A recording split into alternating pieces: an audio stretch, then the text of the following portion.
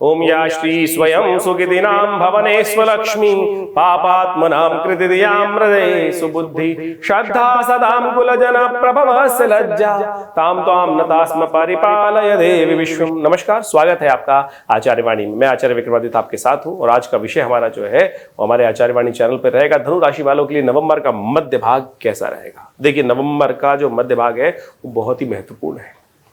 हमारे यहाँ व्रत इत्यादि, त्योहार इत्यादि अनेक प्रकार से बताए जाते हैं। वो वास्तविक तौर पे ऐसे सिद्ध मुहूर्त होते हैं कि उनका लाभ यदि हम सही समय पर ले लें तो हमारे जीवन की बहुत सारी समस्याओं का निदान भी हो जाएगा, आगे बढ़ने के मार्ग भी प्रशस्त हो जाएंगे और ग्रहों के उपाय भी अपने आप हो जाते हैं।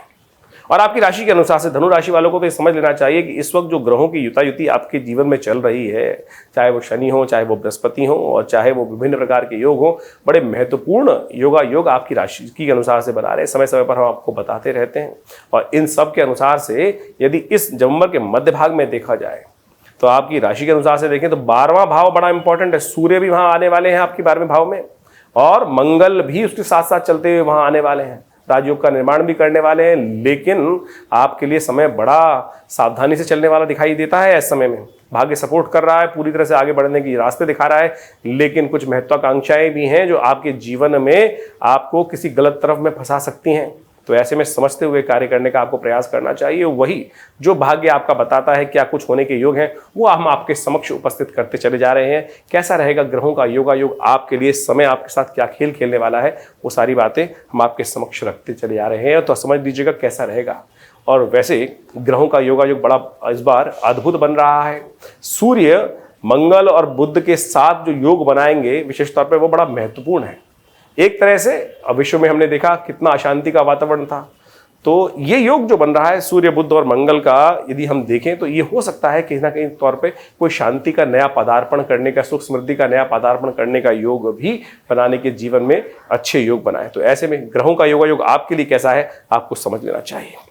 सबसे पहले बात कर लेते हैं यदि कार्यक्रम के आरंभ में कि 11 नवंबर से क्या आपके भाग्य में खेल होने वाला है ग्रहों के दृष्टिकोण से। देखिए, 11 नवंबर का जो पंचांग है उसके अनुसार से कार्तिक मास का महीना चल रहा है। कार्तिक मास का कृष्ण पक्ष और उसकी त्रयोदशी तिथि उदय तिथि के रूप में विद्यमान है और शनिवार का अवसर है। और ग्रहों का योगायोग तो है ही जो बन रहा है, उसके साथ साथ इस दिन रूप 14 है हनुमान जयंती का, शनिवार और हनुमान जयंती। वैसे ही बहुत सुंदर योग बन गया है। और शनि महाराज आपकी राशि के अनुसार से यदि देखा जाए तो इस वक्त आपके तृतीय भाग चल रहे हैं, पराक्रम वाले भाग में चल रहे हैं, शुद्ध हो गए हैं, मार्गी हो गए हैं और ये बहुत आगे बढ़ने के अवसर आपके बनाने वाले हैं। लेकिन शनि की दृष्टि हमने एक वीडियो बना के बताया था कि जो है वो पड़ रही है विशेष तौर पर भाग्य भाव में, और ऐसे में शनि का उपाय करना बहुत जरूरी है। और इस बार हनुमान जयंती शनि को बार को पड़ रही है और शनि को मनाने के लिए सबसे सुंदर उपाय हो सकता है हनुमान जी को प्रसन्न करना।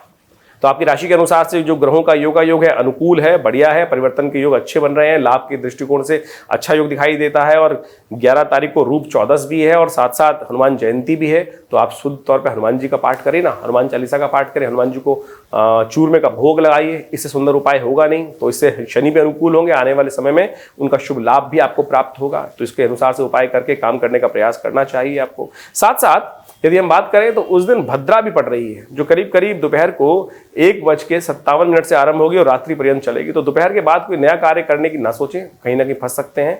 आमतौर पे नया कोई बड़ा विचार करना, नई चीज आरंभ करना, उससे बचने का प्रयास करना चाहिए। तो इस बात से सावधान रखते हुए कार्य करने का प्रयास करें। उपाय हमने आपको बताया, हनुमान जी का स्तवन इस राशि वालों के लिए सबसे श्रेष्ठ रहेगा। इस दिन उनका उपाय करें, दोपहर के मध्याह्न काल में जाकर हनुमान जी के मंदिर में चूरमे का भोग लगाइए। ग्रहों का अनुकूल करें, शनि भी आपके आगे आने वाले समय में अनुकूल होंगे। 12 नवंबर को ग्रहों का योगायोग दिखा रहा है कि बड़ा शुभ अवसर है, दीपावली का अवसर है।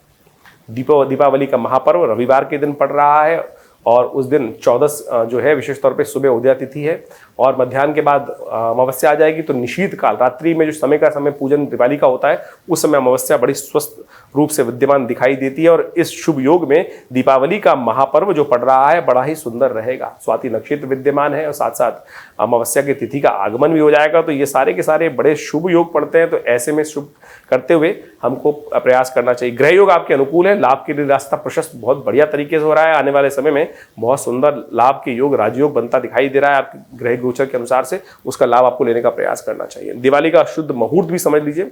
वैसे तो दिवाली का पूरा दिन अपने आप में अनुसूत साया के रूप में विद्यमान होता है, इसका पूरा दिन लाभ ले सकते हैं। लेकिन घर के में विशेष तौर पर पूजन करने का सबसे शुभ समय जो है वो नोट कर लीजिए।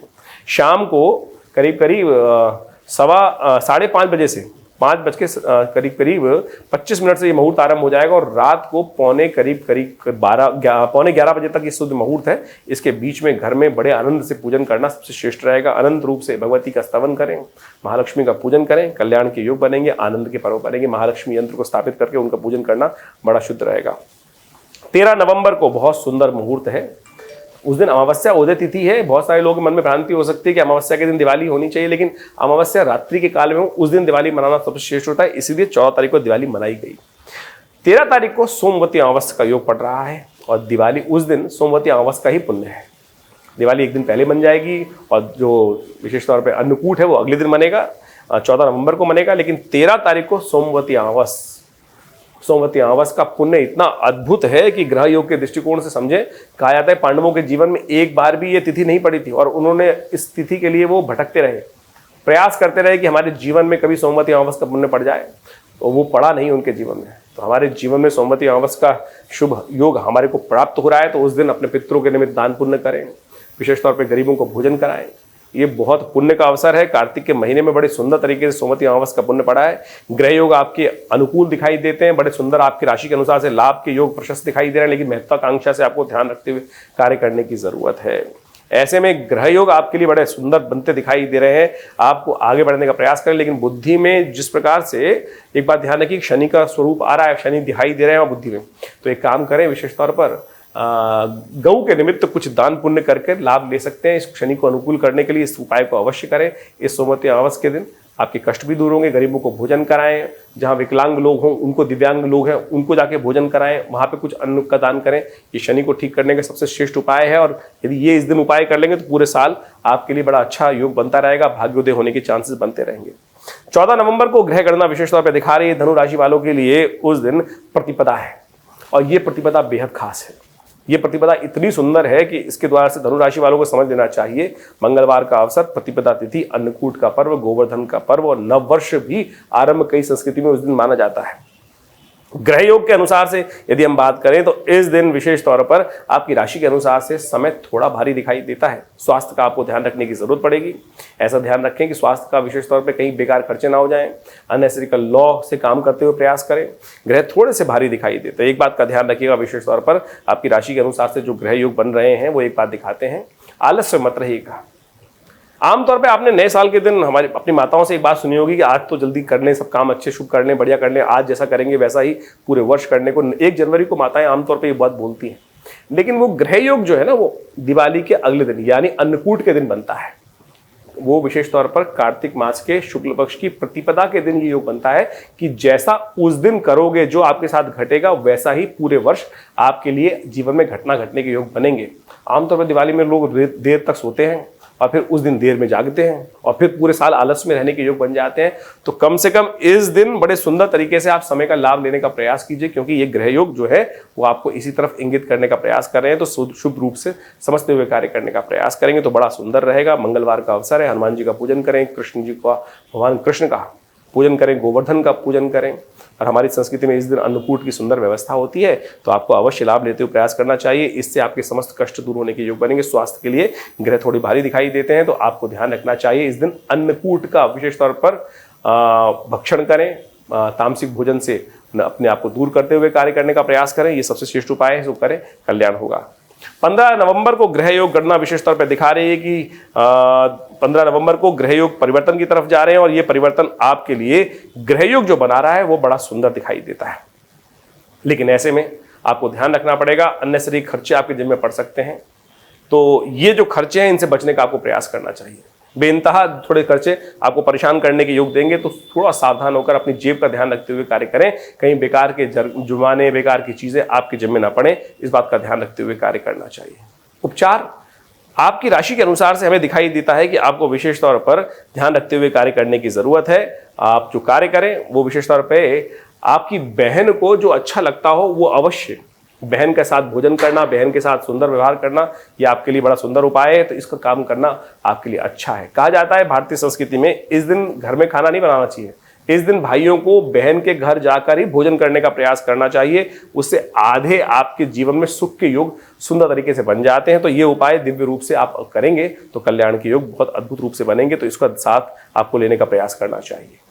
उसके अगले दिन की बात करें तो 16 नवंबर को ग्रह योग दिखा रहे हैं कि तृतीया तिथि है और उस दिन गुरुवार का अवसर है। ग्रह योग परिवर्तन की तरफ है और ये परिवर्तन आपके लिए सूर्योदय के साथ साथ कुछ नव शक्ति का संचार करने के योग देगा। अच्छा रहेगा, आगे बढ़ने के सुंदर अवसर आपको प्राप्त होंगे। लेकिन इसके साथ साथ 2 ग्रहों का परिवर्तन होने के योग बन रहे हैं इस दिन वृश्चिक में सूर्य जा रहे हैं और वृश्चिक राशि में ही मंगल जा रहे हैं। और मंगल इन दिनों विशेष तौर पर आपकी राशि के अनुसार से बात करें तो 12वें भाव में इन दोनों का ग्रहों का योग थोड़ा भारी दिखाई देता है। एक तो नए लोगों से संपर्क होगा, बड़े लोगों से संपर्क होगा, लेकिन थोड़ी हिम्मत कम दिखाई देती क्योंकि मंगल अस्त चल रहे हैं। लेकिन सूर्य का मंगल के साथ और बुध के साथ जो योग बन रहा है ये आपकी थोड़ी महत्वाकांक्षा बढ़ा सकता है। तो आपको ध्यान रखना पड़ेगा कि आपकी महत्वाकांक्षा जो है थोड़ा सा ऐसे वाले काम जहां पर बहुत ज़्यादा इन्वेस्ट करना हो, बहुत लोग आपको हवा में भरने का प्रयास करें, आपकी बहुत ज़्यादा विशेष तौर पे आपका झूठी जो आपकी तारीफ करने के चक्कर में लग जाए, उनसे बचते हुए कार्य करने की जरूरत है, अन्यथा दिक्कत आने के योग दिखाई देते हैं। देखिए संक्रांति तो इस दिन हो रही है, लेकिन सूर्य संक्रांति का पुण्य अगले दिन माना जाएगा क्योंकि रात्रि में 1:20 पर ये जो परिवर्तन का योग बनेगा। तो आप संक्रांति का पुण्य अगले दिन रहेगा, वो शुक्रवार को रहेगा। तो उस दिन संक्रांति के निमित्त जो दान पुण्य है वो करने का प्रयास करना चाहिए, वो सुंदर रहेगा आपके लिए। 17 नवंबर को ग्रहों का योग दिखा रहा है कि उस दिन चतुर्थी तिथि है, शुक्रवार का अवसर है। और ऐसे में विशेष रूप से सबसे श्रेष्ठ उपाय हमारी आपकी राशि के अनुसार से दिखाई देता है कि भगवान गणेश के मंदिर में जाकर उनका पूजन करना आपके लिए बड़ा अच्छा रहेगा। ग्रह योग आपके अनुकूल है, नई सब शक्ति का संचार होने के योग बनेंगे, आगे बढ़ने के सुंदर अवसर आपको प्राप्त हो सकते हैं। बट ध्यान रखना है कि उसमें ऐसे लोग ना हो कि जो आपको लूटने आए हो, जो आपको परेशान करने आए हो, उनसे बचते हुए कार्य करें। आपको चावल का दान करना, गेहूं का दान करना, विशेष तौर पर खिचड़ी का दान करना, ये सारे उपाय हैं। गर्म कपड़ों का दान करना क्योंकि संक्रांति है, संक्रांति का पुण्य पड़ रहा है तो उस दिन करना बड़ा अच्छा रहेगा, कल्याणकारी रहेगा। वही 18 नवंबर को हम देखें तो उस दिन पंचमी तिथि शनिवार का अवसर है और ग्रहों का परिवर्तन का योग अच्छा है आपके लिए। और परिवर्तन आपके लिए धन के आगमन की सूचना लेकर आ रहा है। जो लोग ट्रेडिंग में काम करते हैं उनके लिए भी विशेष तौर पर नई पॉजिटिव चेंजेस आने के योग दिखाई देते हैं। लेकिन ध्यान रखना है जो लोग शेयर में काम करते हैं कि ट्रेडिंग में थोड़ा सा मार्केट में कोई फ्लक्चुएशन आने का समय दिखाई देता है तो उनसे सावधान रहते हुए कार्य करने की जरूरत है। उपाय क्या किया जाए ये भी समझ लेना चाहिए। ऐसे में आपके लिए सबसे श्रेष्ठ उपाय है खीर का भोग लगाकर, यदि आपकी माँ के पास जाए उनसे बोले खीर बना के भगवान का भोग लगाकर उसका प्रसाद ग्रहण करें, ये सबसे श्रेष्ठ उपाय रहेगा आपके लिए। देखिए इस दिन विशेष तौर पर एक बात और समझ लें कि उस दिन विशेष तौर पर शनिवार का अवसर पड़ रहा है। शनिवार का अवसर है ही तो कोशिश ये करें शनि के निमित्त थोड़ा दान कर दीजिए। साबुत उड़द का दान करना भी अच्छा रहेगा। हनुमान जी के मंदिर में जाकर उनको चोला चढ़ाना अच्छा रहेगा आपकी राशि के अनुसार से, क्योंकि मंगल इन दिनों अस्त चल रहे हैं, हिम्मत में थोड़ी कमी लाने के योग बना रहे हैं, तो ये उपाय करना आपके लिए अच्छा रहेगा। यदि हम बात करें 19 तारीख की, 19 नवंबर की, उस दिन छठ है, छठ का योग पड़ रहा है। बिहार में तो बड़ा सुंदर पर्व रहता है, रविवार का दिन, और छठ का पर्व अपने आप में महत्व बढ़ा देता है इस शुभ तिथि का। ऐसे में ग्रहों का योग आपके लिए विशेष तौर पे अच्छी सूचना लेकर आ रहा है और ये दिखा रहा है कि आपके लिए माँ का आशीर्वाद बड़ा कल्याणकारी रहेगा। माँ भगवती दुर्गा का आशीर्वाद लेकर समस्त कार्य करेंगे तो आगे बढ़ने के सुंदर अवसर बनेंगे। लेकिन नए कार्य आरंभ करने के लिए दिन थोड़ा कम दिखाई देता है, कमजोर दिखाई देता है, क्योंकि क्षय तिथि है, सप्तमी क्षय हो रही है, तो इसका ध्यान रखते हुए आपको कार्य करने का प्रयास करना चाहिए। अन्यथा कहीं ना कहीं कार्यों में आने वाले समय में कुछ विघ्न उपस्थित होने के योग बन सकते हैं, तो इस बात का ध्यान रखते हुए कार्य करें। 20 नवंबर को यदि ग्रहों की गणना देखें तो उस दिन परिवर्तन का योग बनता दिखाई दे रहा है। सुबह का समय आपके लिए अच्छा दिखाई देता है, दोपहर का के बाद कुछ बेकार के काम आपके जिम्मे पड़ सकते हैं, तो ध्यान रखते हुए कार्य करने की जरूरत है। अपने समय को यूटिलाइज करने का प्रयास करें। कुछ ऐसे लोग फंस सकते हैं आपके साथ जो उनका लेना नहीं देना नहीं, लेकिन आपके जीवन में कुछ ना कुछ ऐसे योग बना सकते हैं कि जो आपके समय को बर्बाद कर सकते हैं। तो ध्यान रखते हुए अपने समय को पहचानें। इस संसार में सबसे श्रेष्ठ जो कार्य है वो समय को ही पहचानना है, समय का सदुपयोग करना है। लोग आपके समय को खराब करने का प्रयास कर सकते हैं, तो इस बात का ध्यान रखते हुए कार्य करें। 2 सुंदर योग पड़ रहे हैं इस दिन। एक तो गोपाष्टमी है, सोमवार का अवसर है, तो ऐसे में भगवान शिव का पूजन करें, नंदी का पूजन करें, गोपाष्टमी के रूप में भगवती माँ भैया गौ माता का जाके स्तवन करें, उनका पूजन करें, हरा चारा गाय को डालें, उनका आशीर्वाद लें। कहा गया है गौ विश्वस्य मात्रा कि संसार की जो माता है वो गौ है, उनका समस्त देवताओं का उनमें वास होता है, तो इस दिन अवश्य रूप से उनका पूजन करने का प्रयास करें। एक बात का और ध्यान रखें कि उस दिन सुबह सूर्योदय से पहले भद्रा आरंभ हो जाएगी और शाम के 4 बजे तक भद्रा रहेगी। तो ऐसे में नए कार्यों को करना कहीं ना कहीं विघ्न उपस्थित कर सकता है। तो इन सब चीज़ों को समझते हुए, अपने समय को समझते हुए कार्य करना आपके लिए श्रेष्ठ रहेगा। समझें, करें। इसके अलावा भी कोई प्रश्न हो तो हमें व्हाट्सअप कर सकते हैं। धन्यवाद, नमस्कार।